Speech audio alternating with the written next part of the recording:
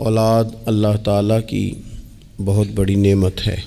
انسان جب صاحب اولاد ہوتا ہے تو خدا کی خاص رحمت اس کے شامل حال ہوتی ہے، لیکن اس کے ساتھ ساتھ انسان کے لیے یہ بہت بڑی آزمائش بھی ہے۔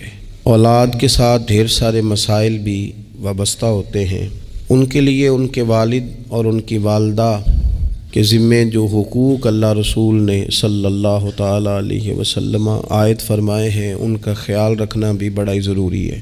ہمارے ہاں یہ ہوتا ہے کہ ماں باپ یقیناً اولاد کے لیے اچھا ہی سوچتے ہیں، لیکن چونکہ ہماری سوچیں ہمیشہ دنیا داری کے گرد گھومتی ہیں اور ہمارے زمانے میں کامیابی کا معیار ہی لوگوں نے اقتدار کو، مال کو، جاہ و حشمت کو بنا لیا، تو پھر اپنی اولاد کے لیے بھی لوگ اسی کے حصول کو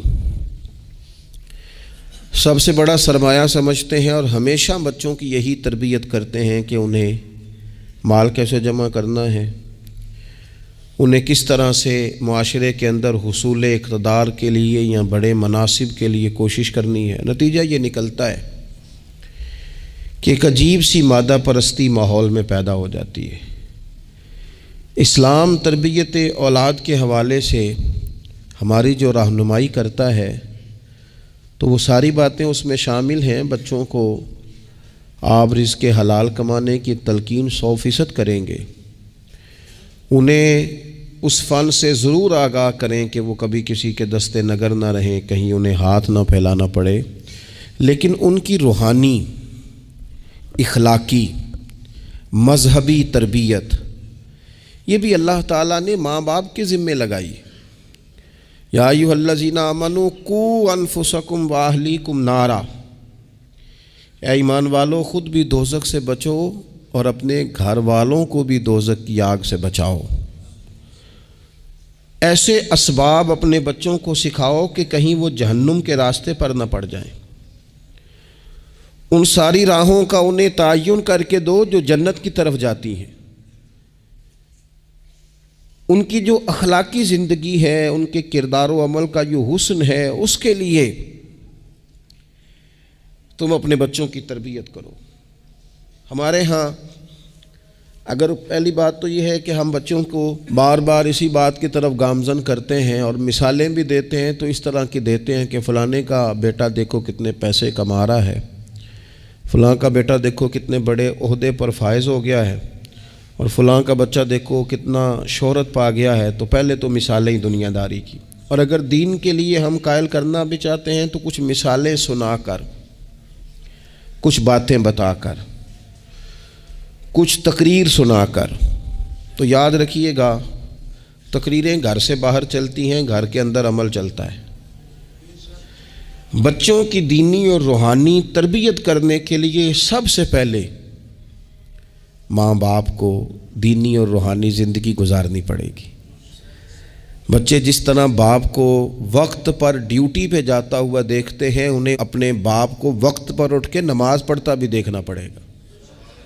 اگر اس کا کاروبار کم ہو جائے، کہیں نقصان ہو جائے، تو جس طرح وہ اسے پریشان اور بے حال دیکھتے ہیں، کاش ایسا ہو نا کہ کبھی باپ کی آنکھوں میں آنسو آئیں اور بچے پوچھیں کہ ابا جی کو کیا ہے، تو اماں کہے پتر تمہارے باپ کو حضور کا مدینہ یاد آتا ہے۔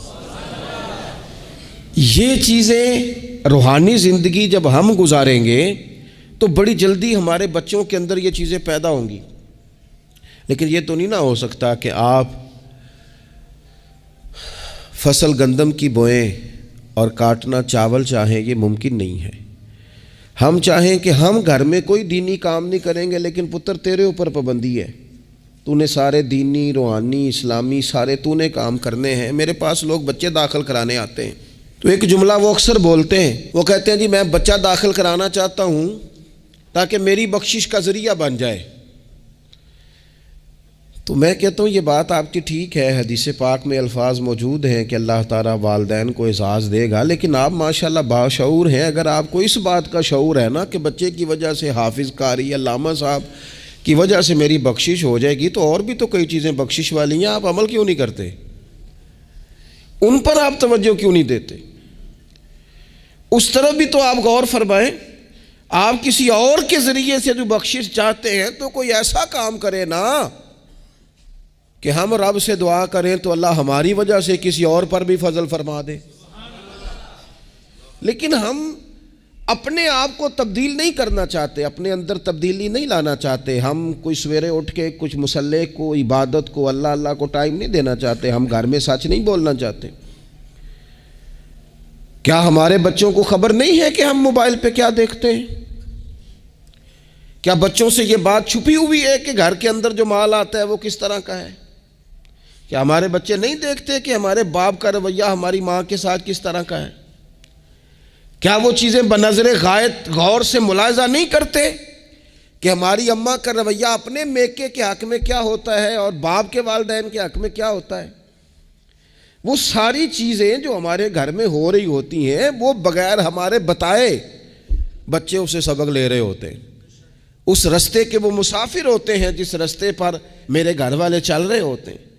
تو اپنے بچوں کی اخلاقی تربیت کے لیے سب سے پہلے تو گرمیوں میں دوپہر کو سارے لوگ کی گاؤں میں سویا کرتے تھے تو ایک بچہ، ایک نوجوان موٹر سائیکل پہ نا اس نے بڑا سخت ہارن لگایا ہوتا تھا. تو وہ لاڈلا بچہ تھا، اپنے ماں باپ کا اکلوتی اولاد تھی. تو وہ گلی سے گزرتا تو میری والدہ بڑی ناراض ہوتی، کئی دفعہ برا بھلا بھی کہتی ہیں کہ اس کو شرم ہی نہیں آتی، یہ سوتوں کو جگا دیتا ہے، اتنا سخت ہارن لگا دیا ہے. پھر کچھ عرصے کے بعد اس نے وہ ہارن اکھیڑ دیا، اسی گلی سے گزرتا لیکن چپکے سے. تو بچہ شرارتیں کرنے والا شرارت چھوڑ جائے تو پھر بھی سوال کھڑا ہوتا ہے کہ کیوں چھوڑ گیا ہے. تو اماں جی کہنے لگی انہوں پوچھتے صحیح کی ہویا سو. میں نے اس سے ایک دن کہا کہ خیر ہے؟ تو مجھے کہنے لگا بھائی جان میرے گھر میں بیٹی پیدا ہوئی ہے. تو میری والدہ نے مینوں تھبکی دے کے کہ پتر ہے ہارن لا چھڑ تیاں دے پیو انج دے کام نہیں کردے. میں اب صاحب اولاد ہوں تو اگر میرا کردار اس طرح کا ہوگا تو پھر لہجہ کیا ہوگا؟ میں نے چھوڑ دیے سارے کام چونکہ میرے گھر میں بیٹی آ گئی ہے اور میری ماں نے مجھے کہا ہے کہ بیٹیوں کے باپ کا یہ لہجہ نہیں ہوتا. ان کے انداز بڑے شستہ بڑے صاف ہوتے ہیں چونکہ گھر میں بیٹی نے آنکھ کھولنی ہے، اس نے وہ رنگ دیکھنا ہے. میں ایک دوسری بات بھی آپ کو عرض کرتا ہوں. میں کھانا کھا رہا تھا، گھر کے اندر بیٹھا تھا تو میری گھر والی مجھ سے کہنے لگی کہ باہر بچہ بڑا بلک بلک کے رو رہا ہے مدرسے کا. میں نے کہا جلدی سے بلاؤ. وہ بچہ اندر آیا تو وہ کانپ رہا تھا اور اس کی حالت اس طرح کی تھی کہ شاید تھوڑی دیر میں گر جائے. تو مجھے تو کھانا بھول گیا. میں نے کہا پتر خیر ہے، کیا ہوا کیا ہے؟ تو بولے تو اس سے بات نہ ہو سکے، ہانپتے کامتے تڑپتے ٹوٹتے جملے. وہ میں نے کہا بیٹے کیا بات ہے، چھوٹا سا بچہ ہے. کہنے لگا میں نے گھر ٹیلی فون کیا تھا، میرے ابا جی پھر میری اماں سے لڑ رہے ہیں. حضرت صاحب جب وہ لڑتے ہیں تو ہم چار پائیوں کے نیچے چھپ جاتے ہیں، خوف آتا ہے. میری بہنیں روتی ہیں، ہمیں کسی چیز سے اتنا ڈر نہیں آتا کیونکہ ہمارا والد پھر ہماری اماں کو مارتا ہے. خوف آتا ہے.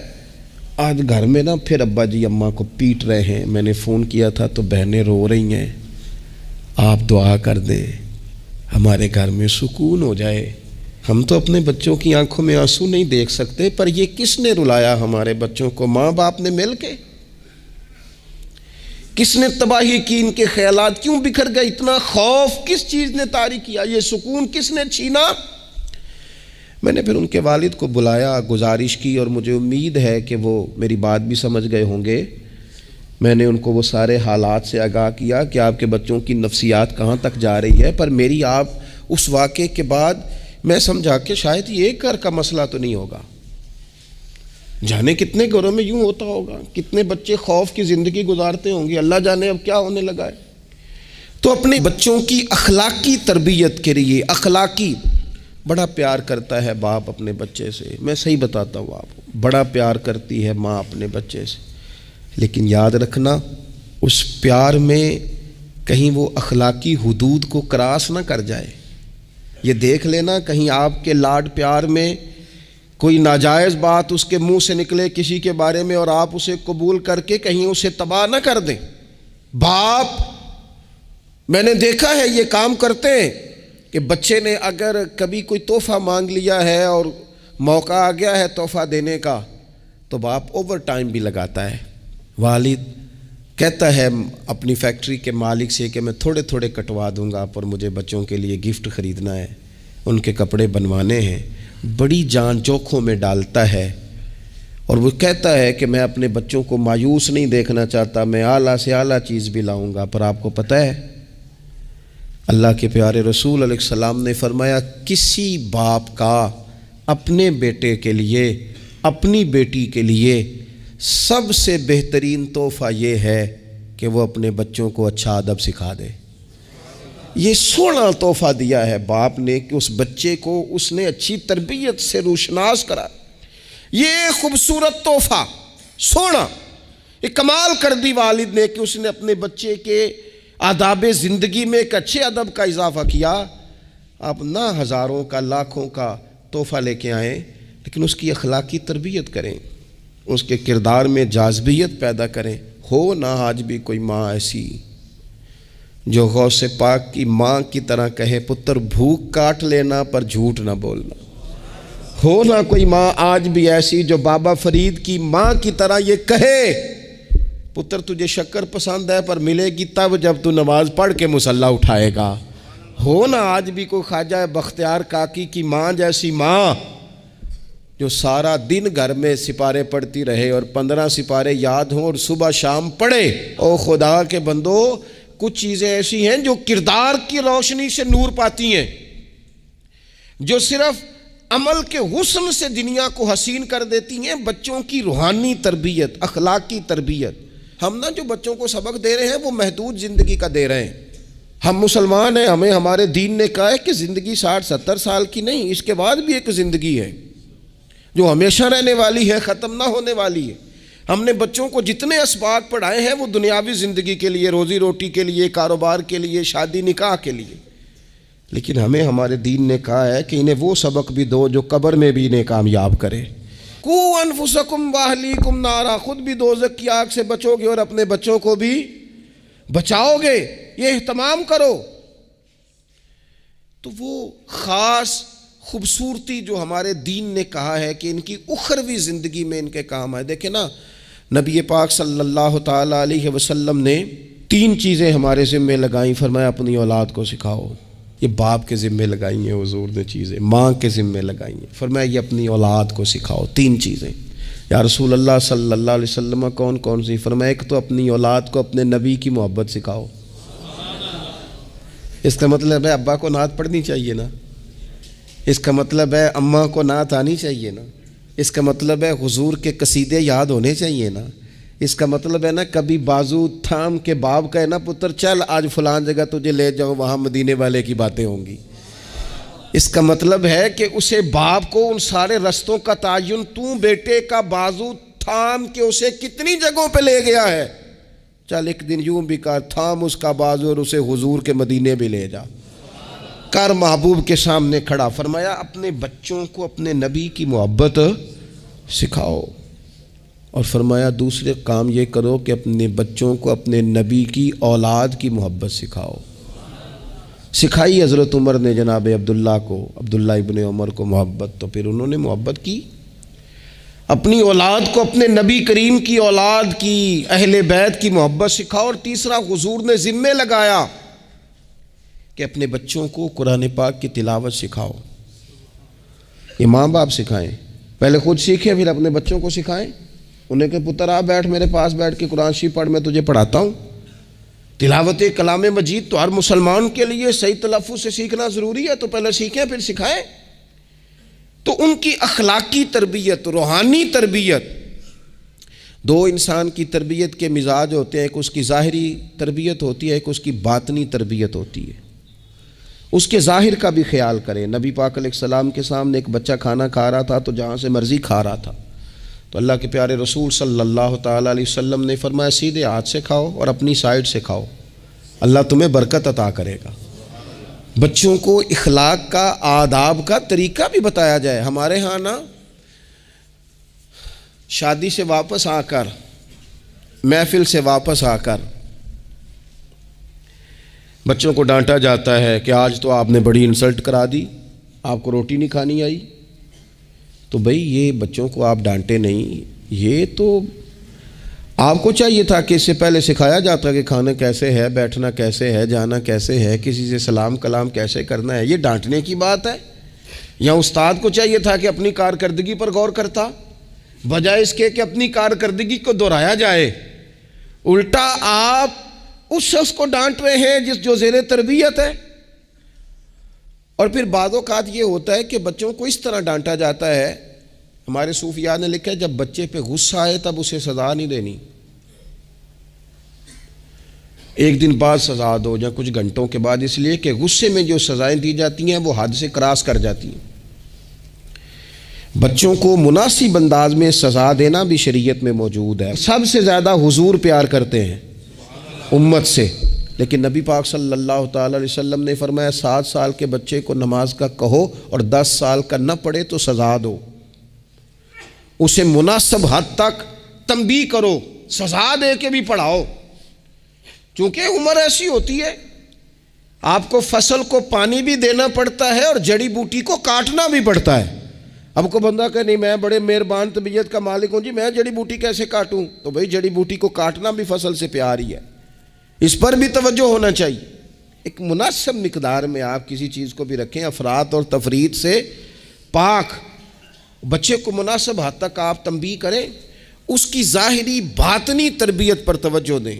حضرت عمر بن عبدالعزیز رحمۃ اللہ علیہ کے والد مصر میں ہوتے تھے، اور جناب عمر بن عبدالعزیز حضرت صالح بن کسان رحمۃ اللہ علیہ ایک محدث تھے، ان کے پاس مدینہ طیبہ میں تعلیم حاصل کرتے تھے۔ تو آپ نے اپنے استاد صاحب کے پیچھے عصر کی نماز پڑھی تو ایک رکعت آپ کی لیٹ تھی، اٹھ کے آپ نے نماز پوری کی تو حضرت صالح بن کسان محدث تھے، عالم تھے، حدیث پاک کو جاننے والے، وہ حضرت عمر بن عبدالعزیز سے کہہ رہے ہیں بچپن ہے اور والد مصر میں۔ انہوں نے پوچھا بیٹا کہاں تھے؟ نماز میں ایک رکعت میں نے دیکھا کہ آپ نے دیر سے نماز پڑھی ہے۔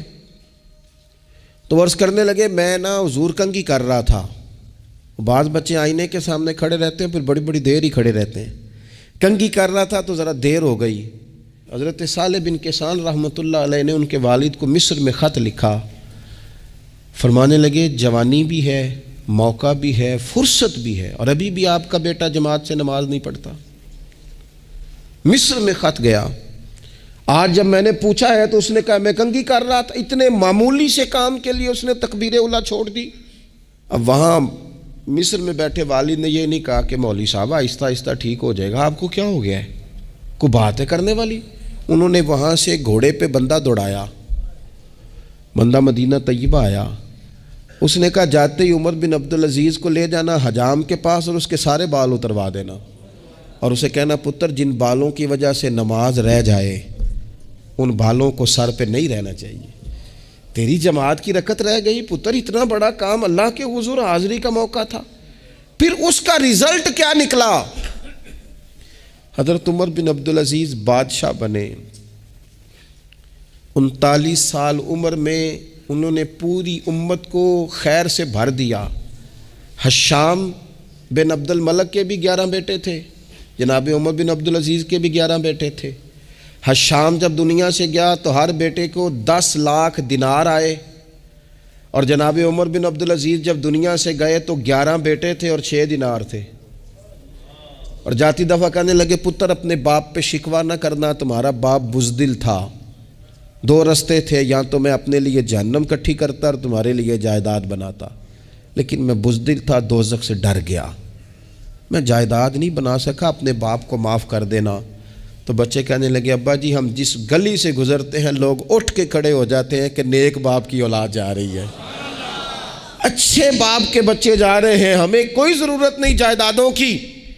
وہ شخص جو یہ بیان کرتا ہے نا کہ 6 دینار چھوڑ گئے تھے، وہ کچھ کفن دفن پہ لگ گئے، کچھ اور کسی کام لگ گئے، 6 دینار کل بچے بچوں کے پاس، 11 بیٹوں کے پاس، لیکن وہ شخص کہتا ہے وہ جو 10 لاکھ دینار حشام بن عبد الملک کے بچوں کو آئے تھے وہ مسجدوں کے سامنے بھیک مانگا کرتے تھے، کیونکہ جب بچوں کو بنا اس طرح کا دیا گیا کہ کھانے میں پینے میں موج میں اڑا دیا مال، اور یہ جو 6 دینار 11 بیٹوں کو دے کے گیا، رب نے اتنی برکت دی کہ ایک ایک بیٹا ایک ایک وقت میں 100 گھوڑے مال کے بھرے ہوئے رب کے رستے میں خیرات فرمایا کرتے تھے۔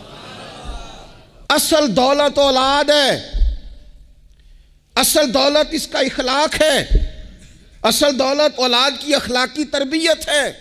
ایسا نہ ہو کہ مال کمانے کے چکر میں اصل دولت سے ہاتھ دھو بیٹھے، ایسا نہ ہو کہ بینک پیسوں سے بھر جائے اور ہماری اولاد ہاتھوں سے نکل جائے، ایسا نہ ہو کہ ہم نے یاروں کو ٹائم دے دے کے تو بڑی دور نکل گئے ہم، لیکن ہمارے بچے کے ذہن میں چند سوالات تھے، ہم انہیں مطمئن نہیں کر سکے، ہم نے نوکروں کے ذمہ ڈال دیا، فلانے کے ذمہ ڈال دیا، چچا کے ذمہ ڈال دیا، وقت نہیں دیا، ٹائم نہیں دیا۔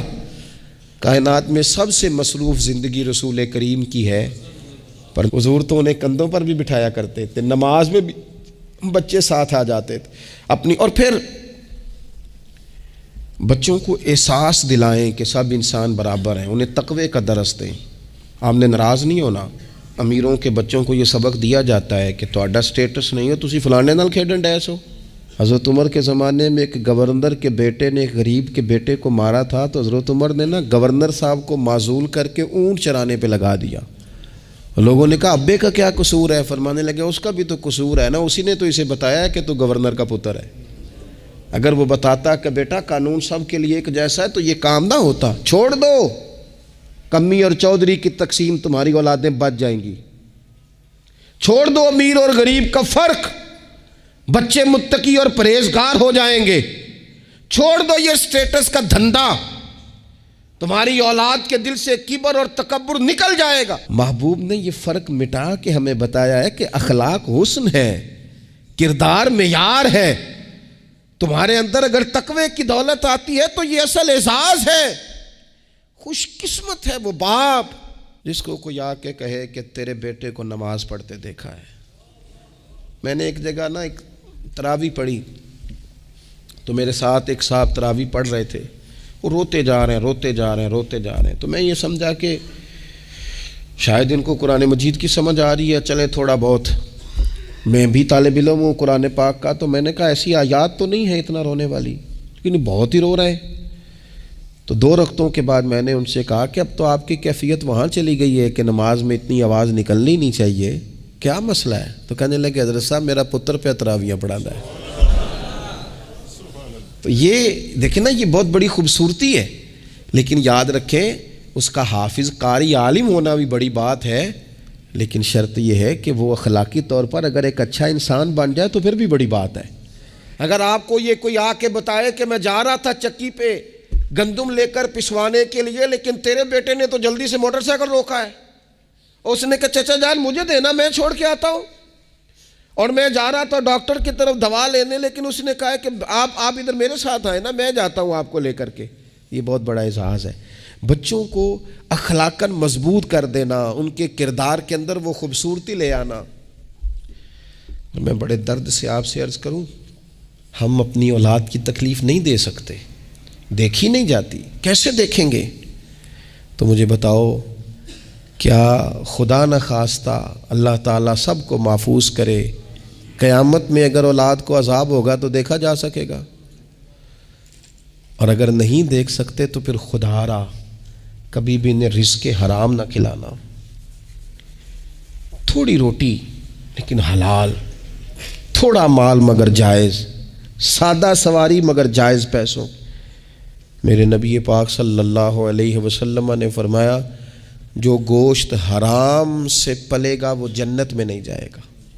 اپنے بچوں کے لیے رزق حلال کا بندوبست کریں، جس طرح ڈھونڈ کے لاتے ہو نا بچوں کے لیے اچھا گوشت، ڈھونڈ کے لاتے ہو نا بچوں کے لیے وہ غذا جس میں ملاوٹ نہ ہو، ڈھونڈ کے لاتے ہو نا بچوں کے لیے وہ والا کھانا جو غیر معیاری نہ ہو، معیاری ہو، ڈھونڈ کے لاتے ہو نا خالص چیزیں اپنے بچوں کے لیے، اسی طرح ان کے لیے طیب اور طاہر رزق بھی لے کے آؤ، تاکہ ان کے اندر روحانیت پیدا ہو، تاکہ تقوی کی روشنی دوڑے۔ امام حسن رضی اللہ تعالیٰ عنہ مسجد نبوی شریف میں تشریف لائے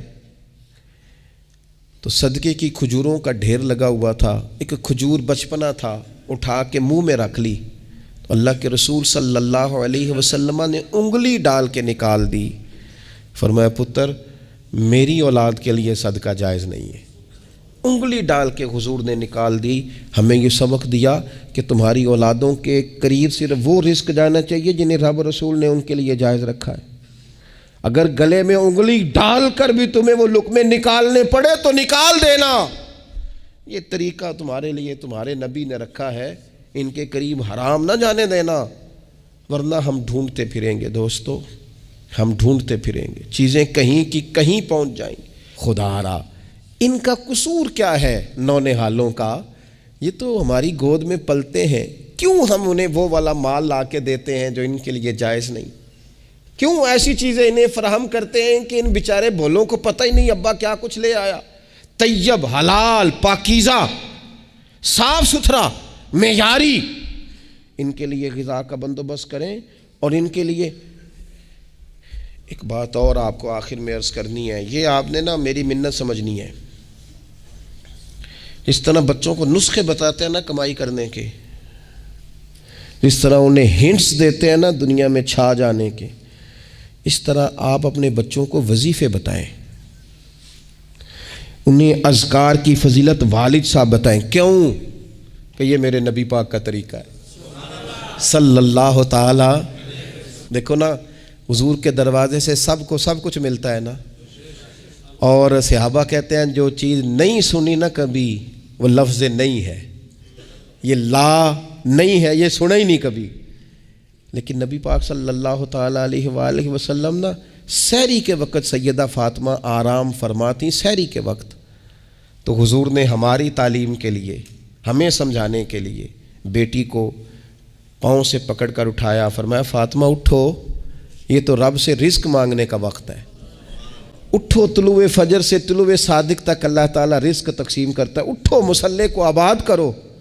شاید یہی وہ سبق تھا کہ امام حسن کہتے ہیں پھر میں نے اپنی ماں کو ساری رات ہی مصلے پہ دیکھا, سارا دن ہی دعائیں مانگتے دیکھا. او دیکھو میرے دوستو, حضور کے دروازے سے سب کو سب کچھ ملتا ہے, پر جب سیدہ فاطمہ نے کہا تھا نا یا رسول اللہ غلام مل جائے, تو کریم رسول نے بیٹی کو وظیفہ دیا.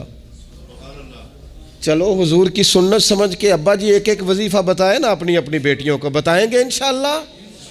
چلو ایک ایک وظیفہ بتائیں نا بیٹوں اور بیٹیوں کو, اور کہیں کہ یہ میں بھی پڑھتا ہوں, بڑی برکت والا ہے پتر تو بھی پڑھا کر. یہ وظیفہ بتائیں گود میں بٹھا کے. میں نے کہا ہم ہنٹس دیتے ہیں مال کمانے کے, یہ بھی تو دو نا. تو نبی پاک علیہ السلام نے کہا پتر غلام تو میں مدینے کے غریبوں پر تقسیم کروں گا, لیکن تجھے ایک وظیفہ دیتا ہوں, 33 بار سبحان اللہ پڑھا کر, 33 بار الحمدللہ پڑھا کر, 34 بار اللہ اکبر پڑھا کر. جب بھی یہ وظیفہ ختم ہوگا رب غلام آزاد کرنے کا ثواب عطا فرمائے گا. اس تسبیح کا نام ہی تسبیح فاطمہ ہے, اور شان یہ ہے کہ فرمایا اگر کسی کے گناہ سمندر کی جھاگ کے برابر بھی ہوں تو ہر نماز کے بعد یہ پڑھے, اللہ سارے گناہ معاف فرما دے گا. تھوڑا کسی وقت بیٹھ نہ جائیں بچوں کو لے کے گھر کے اندر کے پتر آؤ نا آج درود شریف پڑھیں. صبح نا کبھی کبھی بڑا یاد آتا ہے, میری دادی اماں تخت پوش پہ بیٹھتی تھیں, وہ نماز پڑھ کے پھر سب کو جگاتی تھی. اٹھو, اور دونوں لفظ کہتی تھی, اٹھو سبق پڑھو تے نماز پڑھو. نماز اور سبق اس سے مراد ہے نماز پڑھ لو اور پھر قرآن پاک. یہ 2-4 دن کریں نا ہم سارے اپنے اپنے گھر میں, کہ آؤ بھی بچوں سارے پہلے نماز پڑھیں پھر سارے قرآن شریف کھولیں. تھوڑی دیر یہ کھولو نا, امید ہے رب کے فرشتے رحمتوں کا نزول فرمائیں گے. تو بچوں کی روحانی, اخلاقی, عملی, دینی تربیت پر ہم نے توجہ دینی ہے. اللہ تعالی ہمیں اس کی توفیق عطا کرے.